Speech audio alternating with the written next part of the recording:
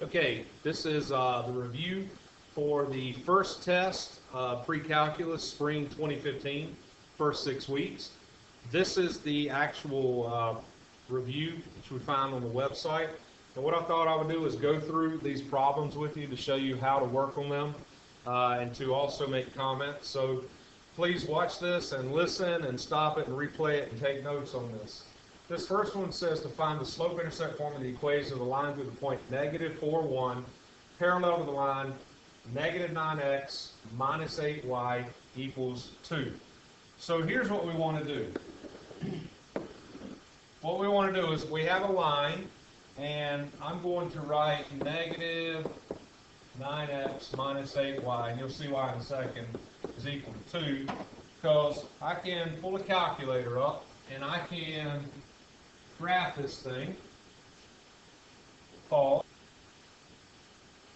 Okay, you may not realize that I had a slight delay because I had a little bit of problem with my calculator screen. So it should be displayed right there. And if I just simply solve this expression for y, here's the reason I'm doing this. What I want to do is I want to graph these right here. So if I do, this will be parentheses 2 plus 9x. I'm just simply solving this for y divided by -8. Okay, and if I were to graph this, I know that I have a line that looks something like that. So this -9x minus 8y equals 2 looks something like this right here. Now, it's not identical, it looks something like that. All right, now there's a reason I'm doing that, because the problem says to do this. It says there's a point -4, 1. So -4, 1 would be somewhere here in the second quadrant. There's a point there, and it's on a line, and the line itself is parallel to this blue line right here. The line itself is parallel to this blue line. So if I just simply did this right here, so our task is to find the equation to this red line. That's what our task is, to find the equation to this red line right here. All right, so to find the equation to a line, and it says in slope-intercept form, that's y is equal to mx plus b. So all I need to do is I need to find m and I need to find b. Well, m comes from the fact that I know that the blue line and the red line are parallel. So whatever the slope is of the blue line, it's the same as the red line. So I can find the slope of the blue line pretty quickly by just simply solving this expression. I'll move it back over now. Solving this expression for y and putting it in intercept form. So in other words, -8 is equal to 9x plus 2. So y is equal to -9/8x minus 2/8. Now I really don't care about that part there. I'm only concerned about that right there. So I know my slope to my blue line is -9/8.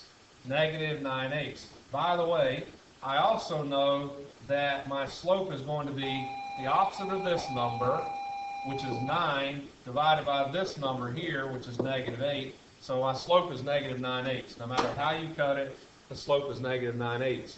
Now I'm about to erase this, so you may want to pause this video and copy this down.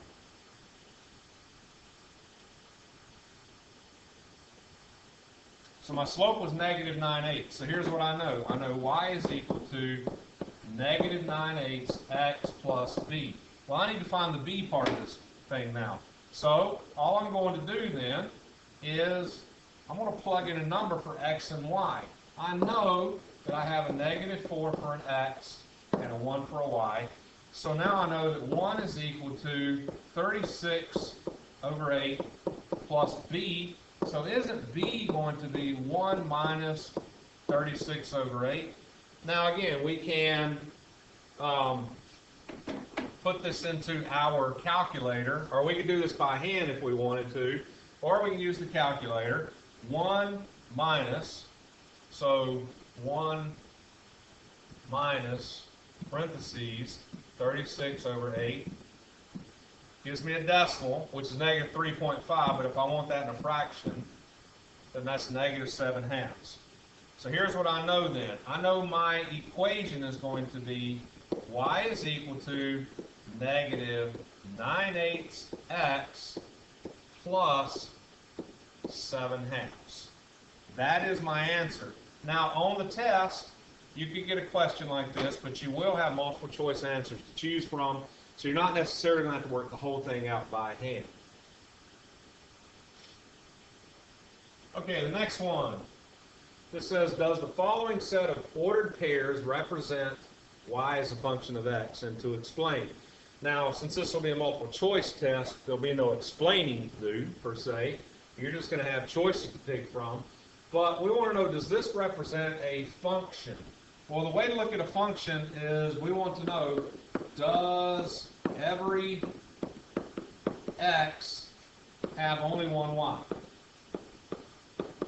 Have only one y. That's what we want to know. Does every x have only one y? Well, we know this. We know we have x's are 0, -9, and 0.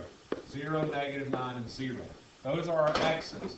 The corresponding y's for this first 0 is -9. For this -9 is 6. And for this 0 is -8.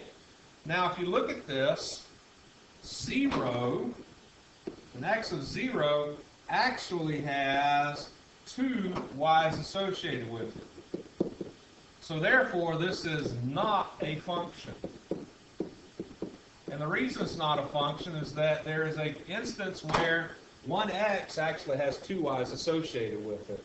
Really, the key to something like this is to go back and look, do you have repeating x's? And you do. Y's can repeat all they want to, but repeating x's, that doesn't work. So this is not a function. Okay, next one. This says to find the domain of the function. All right, now we talked about this in class. We can graph this function and we can go to the table and we can scroll through it and look at it. Now I'm going to write this over here. This is 2x over x squared minus 36. So if I go to my calculator, what I'm going to have is, if I go to the, all right, I'm going to have 2x divided by, and then parentheses, x squared, sorry, not x squared, x, then parentheses, well, let's just clear this whole thing out. Do it again.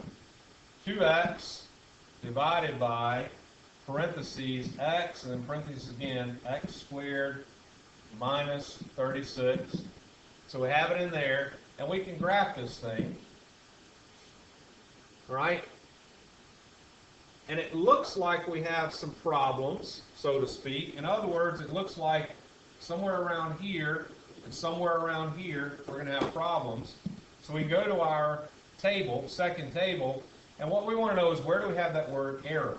Well, at x equals -6, we have an error. So we know that -6 is not in the domain. And if we just keep scrolling, we know that at 0 we have that word error also. At 0 we have that word error. So 0 is not in the domain. And then if we go to 6, we know 6 is also not in the domain. So one way to go about this is to say, if it says find the domain, then one way to look at it is to say, all right, x cannot be plus or minus 6 and 0. X cannot be plus and minus 6 and 0. That's one way we looked at from the graph perspective, and that's perfectly fine. But we also looked at the fact that this is a rational function, meaning that you have a numerator and a denominator. More specifically, the denominator carries variables. So in a rational function, what we're really most interested in is, when does this denominator equal 0? So if we were to do this by hand, we want to know, when is x times x squared minus 36 going to give us 0? Well, factor it. We know that our factors are 0, 6, and -6. In other words, if I solve, set this equal to 0, and this equal to 0, and this equal to 0, solving yields x values of 0, 6, and -6. Now, we're not saying the domain is 0, 6, and -6. We're saying that these are the values where this denominator becomes 0, and those are bad. So therefore, our domain is all real numbers except 0, 6, and negative 6. Now again, this will be a multiple choice situation, so you don't necessarily have to solve, but you will have to choose the correct answer. Okay, our next section just says to find the zeros of the function. Now I will tell you that on the test, again, it'll be multiple choice. There are going to be some instances where you're going to have decimals in your answers. You just can't get around that sometimes, because sometimes zeros are not, well, they are exact, but sometimes the way they're written is not exact. Case in point is going to be this one here. We want to find the zeros of the function. So one thing we can do, and again, I'm going to write this out over here so that I can see it when I graph it, is I'm going to graph the function, right? And I'll go to y equals in here and clear all that stuff out. So I have 2x squared minus 2x minus 3. And I want to go graph that. And I look at the graph there. And I know that I have 2 intercepts. I know that. So I have 2 zeros, which that should be right because I have a squared function, so I'm going to have at most 2 real zeros. The problem with this, though, is that if I go to my table, where do I have a y value of 0? Well, I don't. Not one that shows. So one method that we can use with this is to use the trace feature. Or I'm sorry, the calculation feature. So if I hit second trace, then what I can do is go down to number 2, the 0. And if you'll notice, you get what I call the blinking spider. You see that little thing blinking on and off? If I want to find the zeros, then what I need to notice up there is it says left bound. Well, what I want to do, hit the left arrow, I want to line this blinking spider in such a way so that it's vertically to the left of the intercept.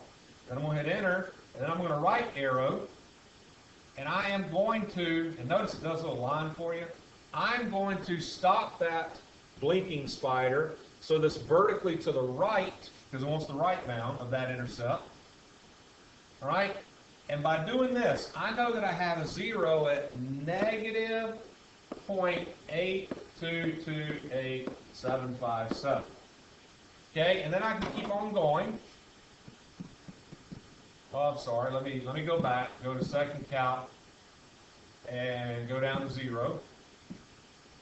Okay, now I want the other side. So what I'm going to do is I'm going to line my blinking spider up to the left vertically of the intercept. And then I'm going to line it up vertically to the right. And I'm going to hit enter. And I know I have a 0 also at 1.822877. Now in reality, this is going to be rounded. So this will be negative 0.823. And this will be 1.823. As far as your answer choices are concerned. And that's perfectly fine to do that if your answer choices are in decimal form. But if they're not, you might need to know how to do this as far as the pure way is concerned. So again, when we do this kind of thing, we want to factor. So if we take 2x minus 3, and we go to factor that, what we want to do is multiply 2 times negative 3, we get negative 6, and we want to write out the factors of negative 6. Well, we know 1 and 6 make 6, and 2 and 3. Well, here's the question. Which pair, this top one or the bottom one, is going to add to negative 2? Neither one of them are. So we can't factor using those methods like we just saw. I'm sorry, not like we just saw, as we've learned here recently. We can't group. We can't use tic-tac-toe bottoms up and stuff. So when you have a quadratic and you know you have roots, and by the way, we know we have roots. Look at the graph right there. It crosses the x-intercept, the x-axis. So we definitely have roots. The only thing to do is to fall back on the quadratic formula. Negative b plus or minus b squared minus 4ac. And yes, this is something you need to know. We didn't necessarily talk about it in here, but that's one of the prior knowledge things you should bring into the class. So if I go to do this, this is negative 2 plus or minus the square root of negative 2 squared minus 4, and a is 2, c is negative 3. All that over 2a, so that's 2 times 2. So I have plus 2, plus or minus, and inside the radical, this is 4, negative 2 squared is 4, and this right here is going to be, let's see, 4 times 2 is 8, 8 times negative 3 is negative 24, so that's positive 24, so I have 4 plus 24, so it's going to be the square root of 28 over 4. Now let me check my math again. Negative 2 squared is 4 minus, if I do 4 times 2 times 3, that's 8 times negative 3, which is negative 24. So I have 4 minus negative 24, which is 4 plus 24. So that's 28. Now if you didn't catch all that, you can talk to me another time. That's just arithmetic right there. And the square root of 28 will also reduce down too. So if we wanted to put this down in its purest form, we could. But I can tell you up front that you're not going to be required to factor like that on your test and not have an answer to match it with. So if you get it this far, then type it in your calculator and see which one it matches.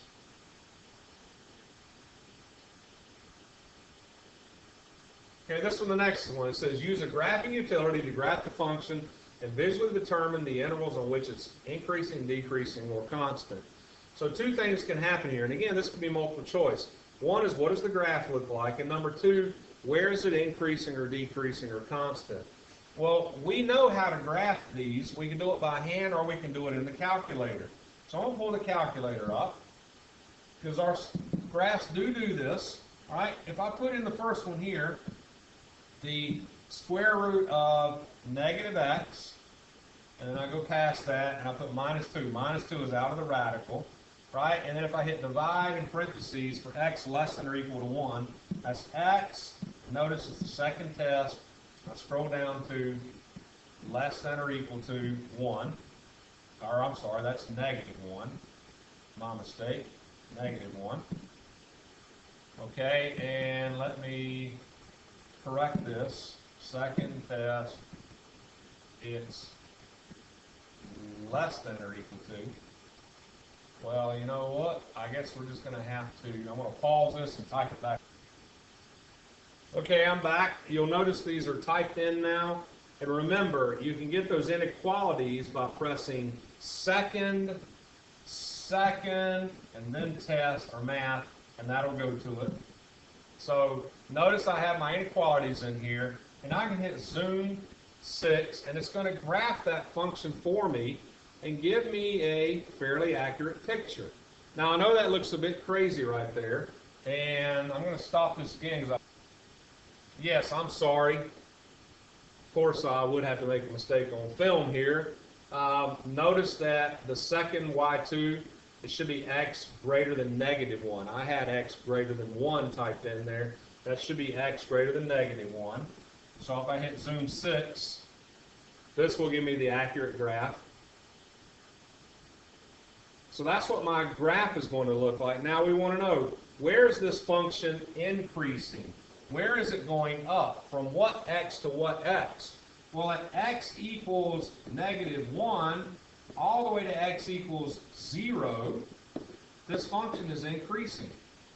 It is increasing. In other words, if you go to negative 1 on the x-axis and move your eyes to 0 on the x-axis, the actual function is moving upward. Now, if I look at decreasing, well, starting at negative infinity on the x-axis, all the way to negative 1, this function is decreasing. And then again, if I pick back up at 0 and go all the way to positive infinity, this function is also decreasing. There is no constant on there. Now, in a multiple choice situation, what you would see on here is the actual graph and then a statement increasing on negative 1 to infinity, decreasing on infinity to 2 or something like that. You would see that actual statement written there. All right, so I'll pull this one down. Okay, we'll go to the next one. Next one says identify the right-hand and left-hand behavior of the graph of the polynomial function. Well, a couple things. If we just simply use the rules, we have an odd-numbered degree, and we have a positive leading coefficient.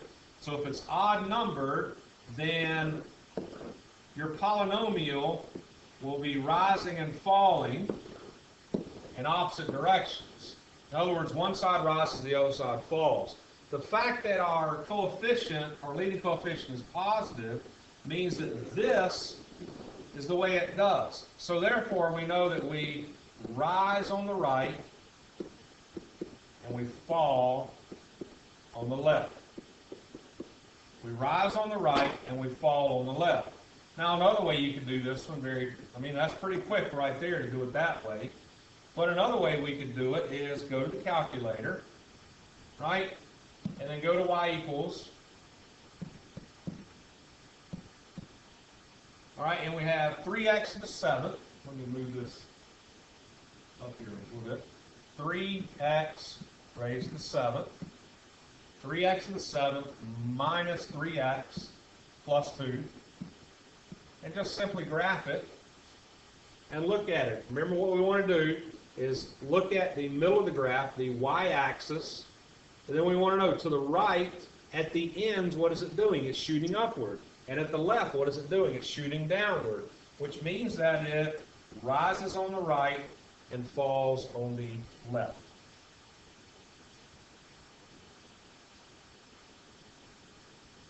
Okay, now here's a multiple choice one right here. I don't know why that mark's there. I'll take that off.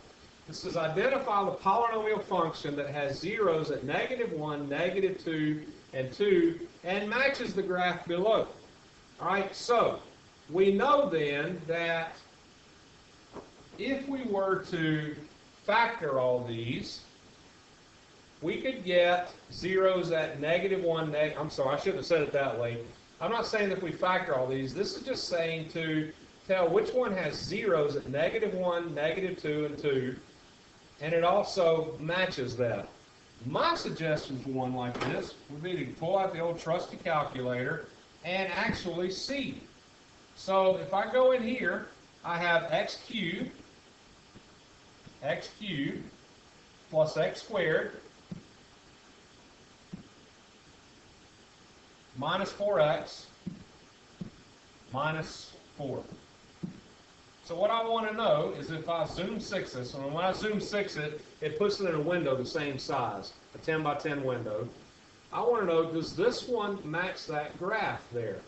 Well, it looks like it does, because at this graph I know I have zeros at -2, -1, and 2. And if I look here, I have, well, I can't mark on here, I have zeros at -2, also at -1, and also at 2. And I can go to my table right here. Right, and I know if I go to -2, -1, and then again at 2, I have zeros right there. So chances are I have correctly been able to identify that A has to be the right answer here. But just to check, what if this is a trick? What if they're all right or something like that? Well, let's do the second one. X squared minus 2x plus 2. Now I can already tell that that's not going to work, and I'll explain why. Okay, if I zoom 6 this one, I got a parabola that doesn't cross anywhere. Now I know that this cannot have 3 zeros because the degree of this polynomial is 2.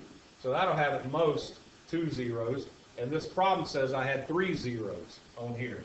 So I can rule out B and D altogether because they have polynomials of an even nature. In other words, it's a squared polynomial, or to the 4th, or to the 6th, or whatever. So the only other choice I could have would be C, if I was wrong. And so let's type in C. I have -x cubed minus x squared plus 4x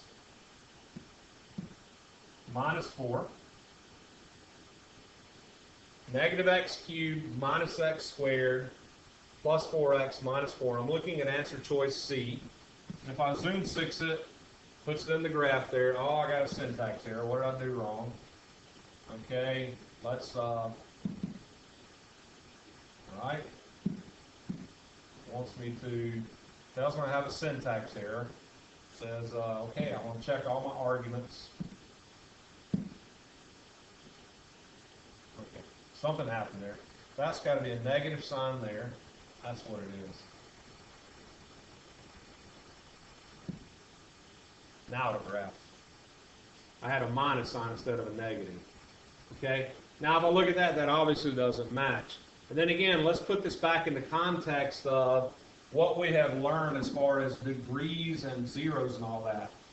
This thing had 3 zeros. If I pull the calculator down, I know there are 3 zeros because it says 0, -1, -2, and 2. I know that. All right, and we already know that A is the answer. We know that. But answer choice B and D cannot work because they are squares. They will have at most 2 zeros. So the only other choice to look at, or we narrowed it down to A and C. And if you look at this graph right here. All right, this graph rises on the right and falls on the left, which means that we have an odd degree polynomial, and we also have a positive leading coefficient. Well, this is the only one that has an odd degree and a positive leading coefficient. This one doesn't. So if you really understand the rules, you don't have to graph this function at all.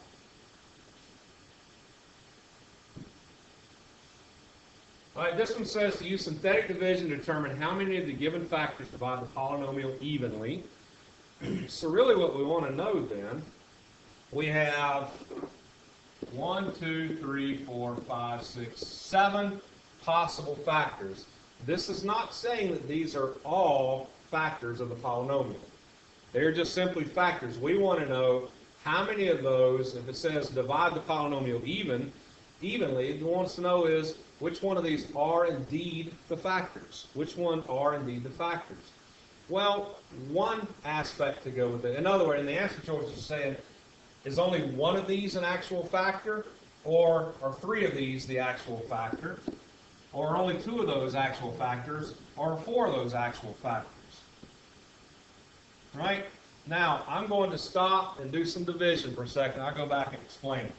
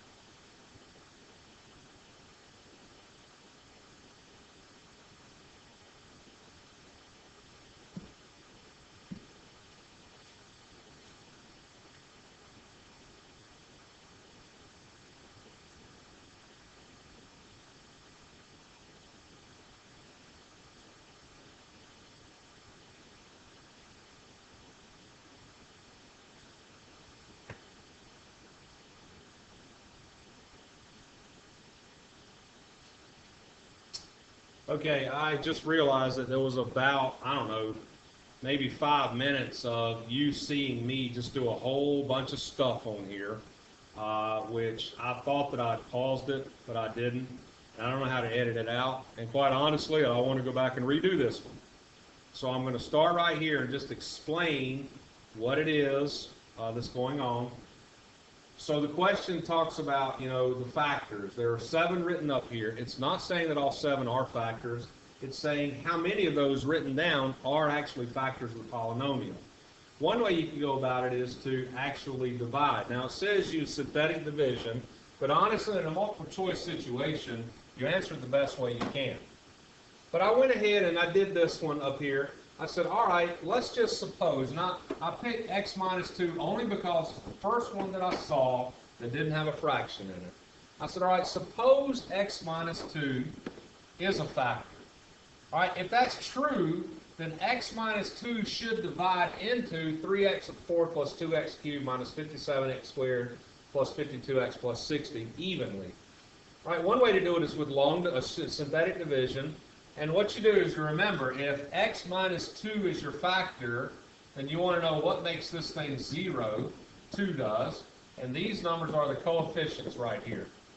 And so what you do is you drop the first coefficient, and then you do 3 times 2 is 6. And so you write 6 right here. And then you do 6 times 2, and then you add 2 and 6, and you get 8. And you do 8 times 2 is 16, so you write the 16 here. And then you take negative 57 and 16 and add together, you get negative 41. And you go through the whole motion, and you get a remainder of 0. What that means is that x minus 2 is a factor. So we know that there's 1 in this list that works.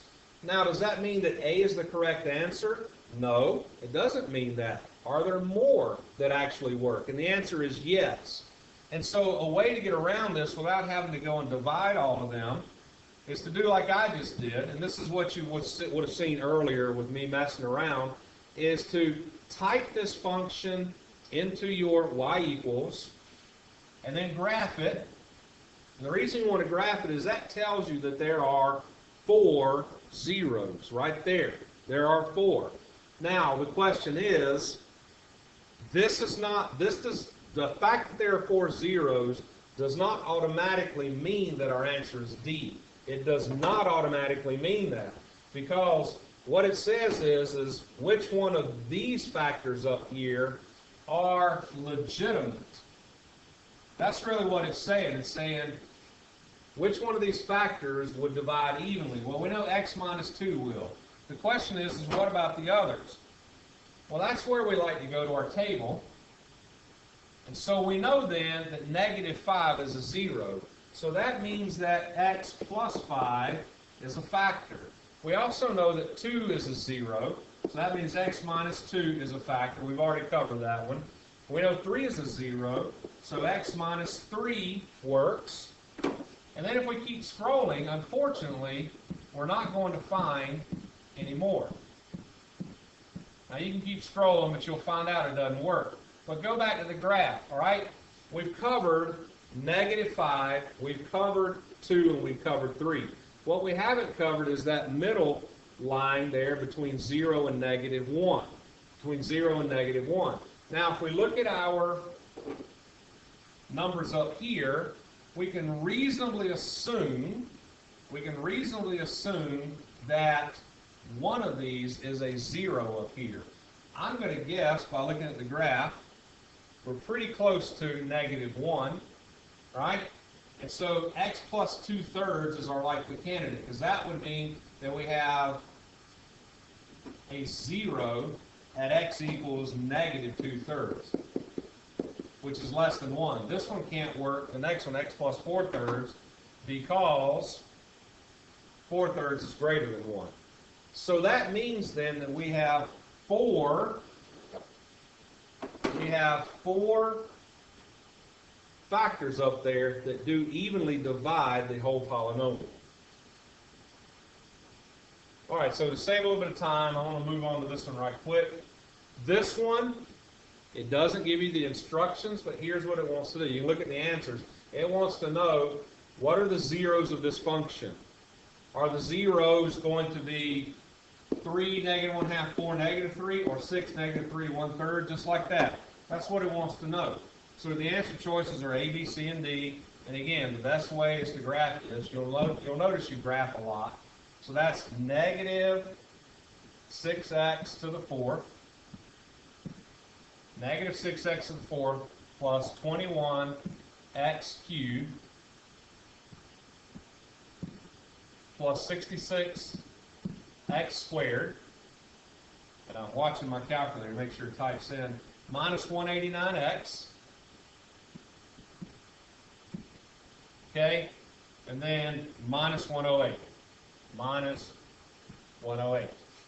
Okay, so I have negative 6x to the 4th plus 21x cubed plus 66x squared minus 189x minus 108. So we're good. So I'm going to graph it. And the reason I want to graph it is I want to see how many zeros I have. I know I have 1. I know I have 2. I know I have 3. And I know I have 4. So that should tell me that I can rule out answer choice B and D automatically. Now the question is which one, A or C? Well, if I look at that, I know I can look at that. I know I have one at 3. I know I have one at 4. I know I have one at negative 1/2 and one at negative 3. So if I look at that, A has to be the correct answer choice.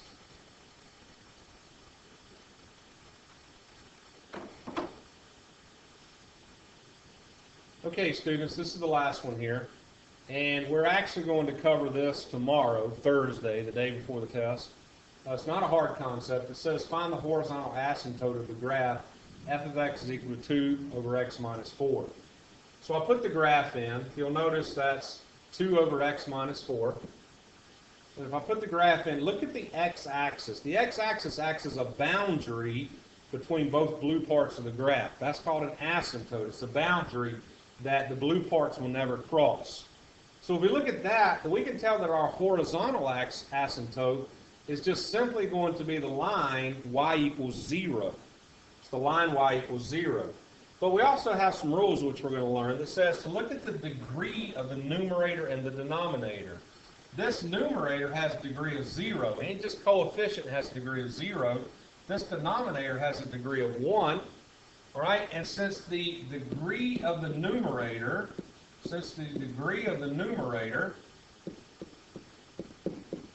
is greater than the degree of the denominator, I'm sorry, I put that wrong, is less than, not greater than, is less than the degree of the denominator.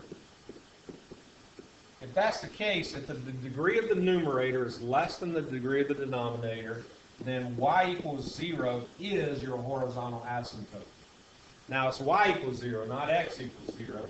So that answer choice is C, because horizontally, your lines are always of the form y equals something.